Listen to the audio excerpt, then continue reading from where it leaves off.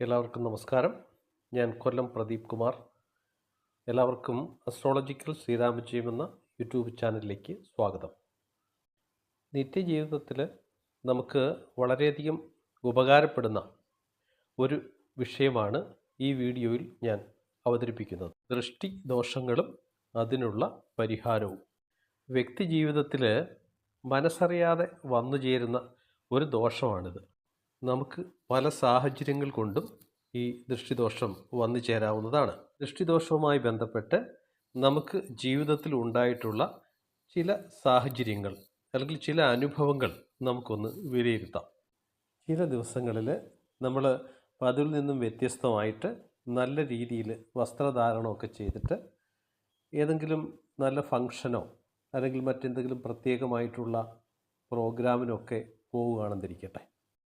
നമ്മളറിയാതെ തന്നെ അപ്പോൾ ദൃഷ്ടിദോഷം നമ്മളെ ബാധിക്കുകയും ചിലപ്പോൾ ആ യാത്രാവേളയിൽ വെച്ച് തന്നെ വസ്ത്രങ്ങൾക്ക് അപ്രതീക്ഷിതമായി എവിടെയെങ്കിലും തട്ടി കീറലുണ്ടാവുകയോ വസ്ത്രധാരണ ഭംഗിക്ക് കേടുവരുത്തുന്ന വിധത്തിൽ അഴുക്ക് പുരളുകയോ മറ്റോ ചെയ്യുന്ന ഒരു സാഹചര്യം.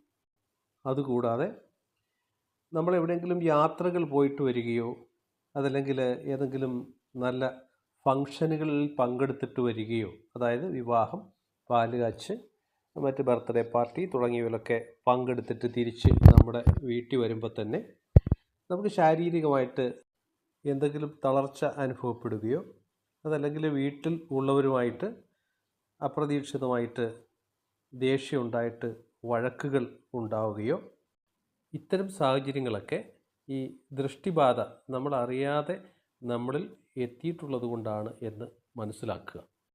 ദൃഷ്ടിബാധ ഏൽക്കാൻ സാധ്യതയുള്ള മറ്റ് ചില സാഹചര്യങ്ങളെക്കുറിച്ചാണ് ഇനി പറയുന്നത്. നമുക്ക് ഈ തൊഴിൽ സ്ഥലങ്ങളിൽ നിന്നും ഈ ദൃഷ്ടിബാധ ഏൽക്കാൻ സാധ്യതയുണ്ട്.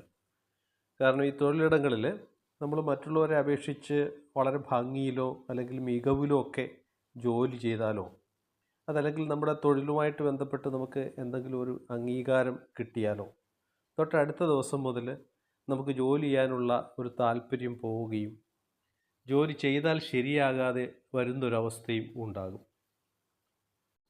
അതുപോലെ തന്നെ ഈ പഠനത്തിൽ നന്നായിട്ട് മികവ് പുലർത്തുന്ന കുട്ടികൾക്ക് ഇത്തരത്തിലുള്ള ദൃഷ്ടിബാധ അനുഭവപ്പെടാവുന്നതാണ്. ഇതിൻ്റെ ലക്ഷണം എങ്ങനെയാണെന്ന് ചോദിച്ചാൽ, ഈ നന്നായിട്ട് പഠിച്ചു വരുന്ന കുട്ടികൾ വേഗത്തിൽ പഠനത്തിൽ നിന്നുള്ള ശ്രദ്ധ കുറയുന്നു.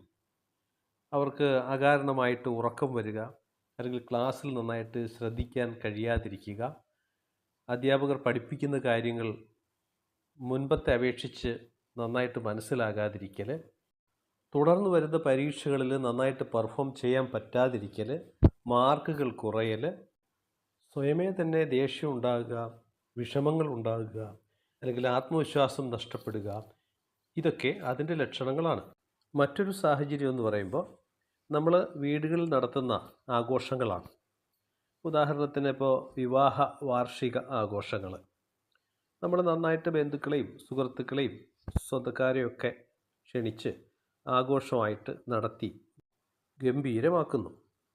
അതിനുശേഷം തൊട്ടടുത്ത ദിവസങ്ങളിൽ ഒന്നുകിൽ ആർക്കെങ്കിലും ഈ രോഗബാധ ഉണ്ടാവുകയോ അതല്ലെന്നുണ്ടെങ്കിൽ ഗൃഹത്തെങ്കിൽ അപ്രതീക്ഷിതമായിട്ട് കലഹങ്ങളുണ്ടാകുക, അനൈക്യം രൂപപ്പെടുക, ഇവയൊക്കെ അതിൻ്റെ ലക്ഷണങ്ങളായിട്ട് കണക്കാക്കാം. അതുപോലെ ഇവയുണ്ടാകാനുള്ള മറ്റൊരു സാഹചര്യം എന്ന് പറഞ്ഞാൽ ഈ കുട്ടികളുടെ ബർത്ത്ഡേ പാർട്ടികളാണ്. ഇതുപോലെ തന്നെ നമ്മൾ എല്ലാവരെയും ക്ഷണിച്ചു വരുത്തിയിട്ട് ആഘോഷമായിട്ടൊക്കെ നടത്തും. എന്നിട്ട് കേക്കും എല്ലാം മുറിച്ച് വളരെ സന്തോഷകരമായിട്ട് ഫങ്ഷൻ എല്ലാം കഴിഞ്ഞ് എല്ലാവരും പിരിയും. തൊട്ടടുത്ത ദിവസം മുതൽ ഈ കുട്ടികൾക്ക് എന്തെങ്കിലും രോഗബാധ ഉണ്ടാകുന്നതായിട്ട് കാണുകയോ അതല്ലെങ്കിൽ ആശുപത്രിവാസം അതുമായിട്ട് ബന്ധപ്പെട്ട് ചെയ്യേണ്ടി വരികയോ ചെയ്യും. മറ്റൊരു സാഹചര്യം എന്തെന്നാൽ നമ്മൾ അതിഥികളെയൊക്കെ ക്ഷണിച്ചു വരുത്തി നന്നായിട്ട് ഗൃഹത്തിങ്കിൽ വെച്ച് ആഹാരമൊക്കെ പാകം ചെയ്ത് നൽകും. അപ്പോൾ അത് കഴിച്ചതിന് ശേഷം നല്ല അനുമോദനങ്ങളൊക്കെ കിട്ടും. നല്ല ഭക്ഷണമായിരുന്നു, നന്നായിട്ട് പാചകം ചെയ്തിട്ടുണ്ട്, ഇത്തരം കോംപ്ലിമെൻറ്റ്സൊക്കെ നമുക്ക് കിട്ടും.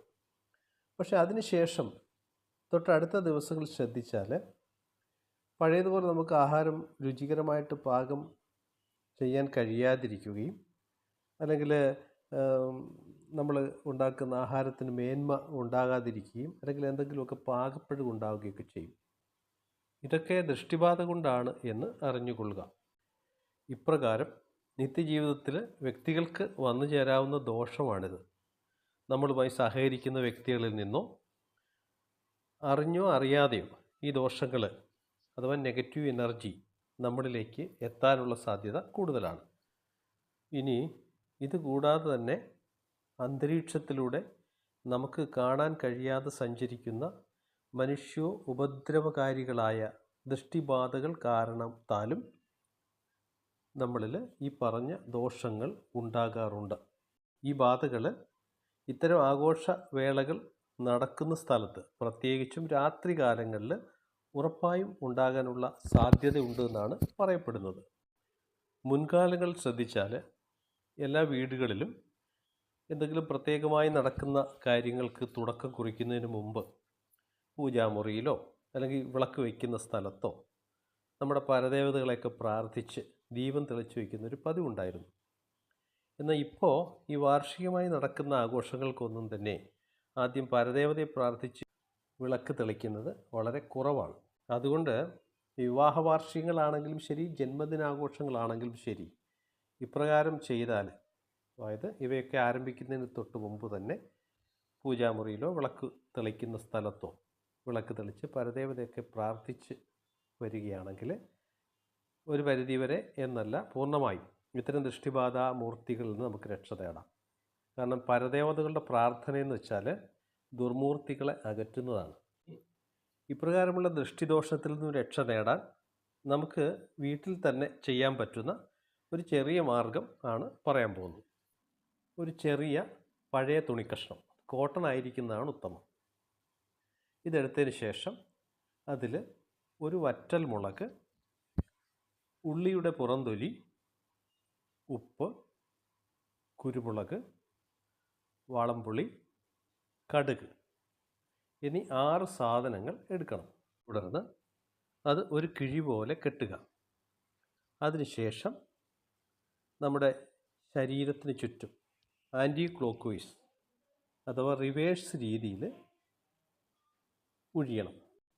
അതായത് തലയും ഉടലും കാലും ഇവ 3 പ്രത്യേകമായി ആൻറ്റി ക്ലോക്ക് വൈസിൽ ഒഴിഞ്ഞതിന് ശേഷം ഈ കിഴി വീടിന് പുറത്ത് കൊണ്ടുപോയിട്ട് നന്നായിട്ട് കത്തിച്ച് ചാമ്പലാക്കി കളയണം.